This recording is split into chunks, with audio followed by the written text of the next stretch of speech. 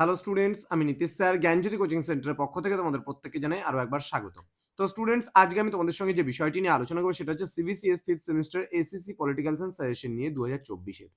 তো যারা north Bengal university আন্ডারে বিভিন্ন কলেজগুলোতে পড়াশোনা করছো তাদের জন্য কিন্তু আজকের এই ভিডিওটি।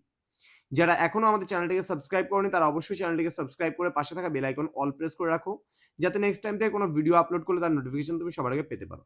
এছাড়া অনলাইনে তোমরা যদি ভাবছো যে আমাদের সেন্টার থেকে নোটস নেবে এবং জয়েন করবে আমাদের ক্লাসে, তাহলে অবশ্যই যোগাযোগ করো আমাদের অফিসিয়াল নাম্বার 7076398606 নাম্বারে অথবা 6295916282 নাম্বারে।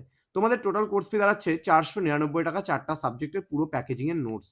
ওকে, তো দেরি না করে আজই যোগাযোগ করতে পারো আমাদের সঙ্গে আমাদের জ্ঞানজ্যোতি কোচিং সেন্টারে। চলো শুরু করছি। 12 নম্বরের প্রশ্নগুলো নিয়ে আলোচনা করবো আজকে পার্ট 1 ভিডিও। ওকে, প্রথম প্রশ্ন, জনমতের সংজ্ঞা দাও, জনমতের ধারণা ও বৈশিষ্ট্যগুলি সম্পর্কে আলোচনা করো। পরবর্তী প্রশ্ন, নমুনায়ন বলতে কি বোঝো, গবেষণায় নমুনায়নের প্রকারভেদ ও গুরুত্ব সম্পর্কে আলোচনা করো।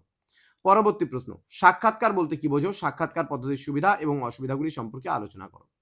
পরবর্তী প্রশ্ন, সাক্ষাৎকার পদ্ধতি কি, সাক্ষাৎকারের বিভিন্ন ধরন ও প্রকারভেদগুলি সম্পর্কে আলোচনা করো। পরবর্তী প্রশ্ন, জরিপ গবেষণা কি, জরিপ গবেষণার উদ্দেশ্যগুলি সম্পর্কে আলোচনা করো।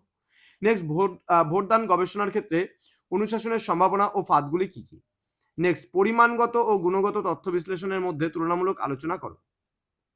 নেক্সট, পরিমাণগত তথ্য বিশ্লেষণের গুরুত্ব কি, পরিমাণগত পদ্ধতির প্রকারভেদ সংক্ষেপে আলোচনা করো। এই সর্বমোট 10টা প্রশ্ন তোমাদের দেওয়া হলো।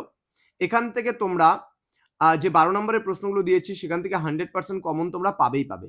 তো স্টুডেন্টস, দেখা হচ্ছে তোমাদের সঙ্গে খুব তাড়াতাড়ি আরো একটা নতুন ভিডিও নিয়ে। তোমরা প্রত্যেকে ভালো থেকো, সুস্থ থেকো। Thank you so much, thanks for watching. After all, thank you.